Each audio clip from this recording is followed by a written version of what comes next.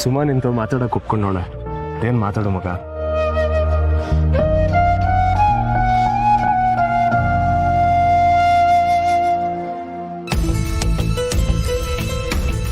ಹೇಳು, ಏನು ಮಾತಾಡಬೇಕು?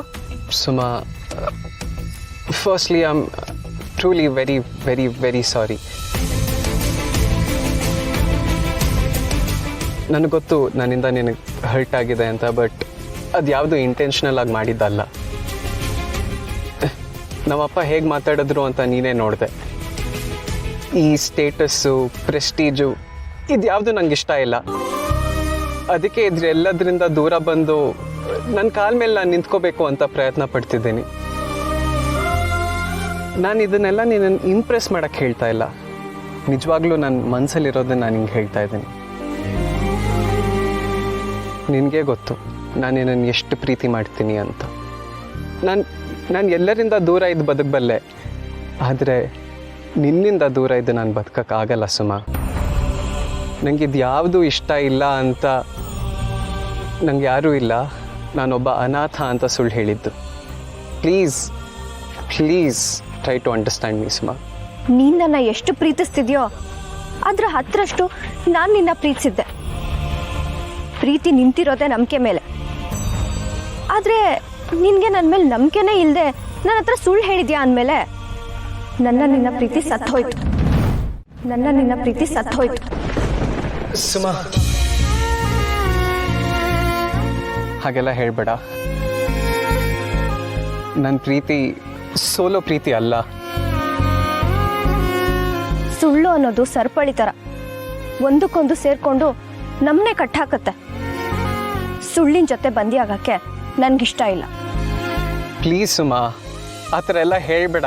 ನೋಡು ಸಚಿನ್, ನೀನು ಯಾವ ಉದ್ದೇಶಕ್ಕೆ ನನ್ನ ಹತ್ರ ಸುಳ್ಳು ಹೇಳ್ದೋ ನನಗಂತೂ ಗೊತ್ತಿಲ್ಲ. ಆದರೆ ಈ 1 ವರ್ಷದಲ್ಲಿ ನೀನು ನನ್ನ ಹತ್ರ ನಿಜ ಹೇಳೋಕ್ಕೆ ಪ್ರಯತ್ನನೇ ಮಾಡಲಿಲ್ಲ. ಮಾಡಿದೆ ಸುಮಾ, ಆದರೆ ಸಿಚುವೇಶನ್ ಸಪೋರ್ಟ್ ಮಾಡಲಿಲ್ಲ. ಅದೆಲ್ಲ ನೆಪ ಅಷ್ಟೆ. ನಿಮ್ಮ ತಂದೆ ಹೇಳ್ದಂಗೆ ನಾವೆಲ್ಲ ಲೋ ಕ್ಲಾಸ್ ಜನ, ಹಣಕ್ಕೋಸ್ಕರ ನೀನು ಹಿಂದೆ ಬಿದ್ದಿರೋರು. ನನ್ನ ಹತ್ರ ಯಾಕೆ ಸಮಜಾಯಿಷಿ ಕೊಡ್ತಿದ್ಯಾ? ನಮ್ಮ ತಂದೆ ಹೇಳಿದ್ದನ್ನೆಲ್ಲ ನೀನು ತಲೆಗೆ ಹಾಕೋಬೇಡ. ಅವ್ರ ಪರವಾಗಿ ನಾನು ನಿನ್ನನ್ನು ಸಾರಿ ಕೇಳ್ತೀನಿ. ನೀನು ಏನು ಅಂತ ನನಗೆ ಗೊತ್ತು ಸುಮಾ. ಇಲ್ಲ ಸಚಿನ್, ನಿಮ್ಮ ತಂದೆ ಅಷ್ಟೆಲ್ಲ ಹೇಳಿದ್ಮೇಲೂ ನಾನು ನಿನ್ನ ಪ್ರೀತಿ ಮಾಡಿದ್ರೆ ಅವ್ರು ಹೇಳಿದ್ದೆಲ್ಲ ನಿಜ ಅಂತ ಆಗತ್ತೆ. ನಾನು ನಿನ್ನ ಒಂದು ಒಳ್ಳೆ ಫ್ರೆಂಡಾಗಿ ಅಕ್ಸೆಪ್ಟ್ ಮಾಡ್ಕೋತೀನಿ, ಆದರೆ ಲವ್ವರ್ ಆಗಲ್ಲ. ಇವತ್ತಿಗೆ ನಿನ್ನ ಪ್ರೀತಿ ಸತ್ತೋಯ್ತು. ಸುಮಾ ಪ್ಲೀಸ್ ಕಣೆ, ಐ ಆಮ್ ಸಾರಿ. ಈ ಥರ ಎಲ್ಲ ಹೇಳಿ ನನ್ನ ಹೃದಯನ ಒಡಿಬೇಡ. ನಾನು ಹೇಳೋದೆಲ್ಲ ಹೇಳಾಗಿದೆ. ನಿಮ್ಮ ತಂದೆ ನನ್ನ ಅಂತಸ್ತಲ್ಲಿ ಅಳ್ದಿದ್ದಾರೆ. ನಾನು ನಿನ್ನ ಅಂತಸ್ತಿಗೆ ಬಂದಮೇಲೆ ಎಲ್ರಿಗೂ ಉತ್ತರ ಕೊಡ್ತೀನಿ. ನಿನ್ನಿಂದ ನನ್ನ ಪ್ರೀತಿಗೆ ಮೋಸ ಆಗಿರೋದಕ್ಕೆ ತುಂಬ ಥ್ಯಾಂಕ್ಸ್. ಇನ್ನು ಮುಂದೆ ಯಾವುದೂ ಮುಂಚೆ ಥರ ಇರಲ್ಲ. Good bye. ಸುಮಾ,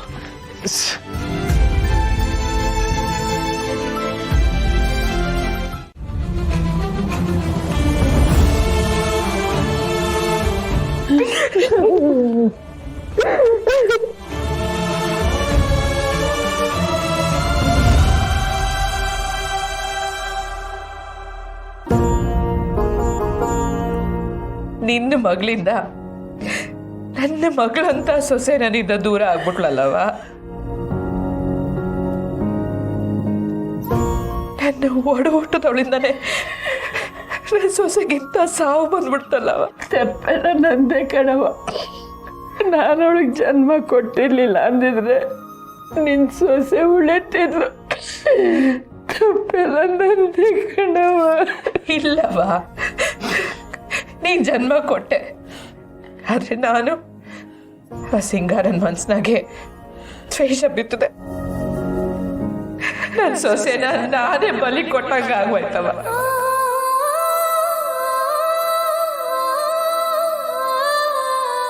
ಬಿತ್ತಿದ್ದು ಬೆಳೆದುದು ಯಾವುದು ನಿಂದಲ್ಲ ಕಣವ, ಎಲ್ಲ ಸೃಷ್ಟಿದು. ಬೆತ್ತ ಹಿಡ್ದು ನಾನು ಅವಳಿಗೆ ಬುದ್ಧಿ ಕಳ್ಸಿದ್ದಿದ್ರೆ ಇವತ್ತಿ ತೆಪ್ಪ ಆಗ್ತಿರ್ಲಿಲ್ಲ ಕಣವ. ತ್ಯಪ್ ಮೇಲ್ ತ್ಯಪ್ಪು ಅನ್ನಂಗೆ ನಮ್ಮ ಸ್ನೇಹ ಸತ್ಯದ ಇಸಿಯನೇ ನನ್ನಿಂದ ಮುಚ್ಚಿಟ್ಬಿಟ್ಟು ಎಲ್ಲರೂ ಸೇರ್ಕೊಂಡು ನನಗೆ ಮೋಸ ಮಾಡ್ಬಿಟ್ರಲ್ಲವ.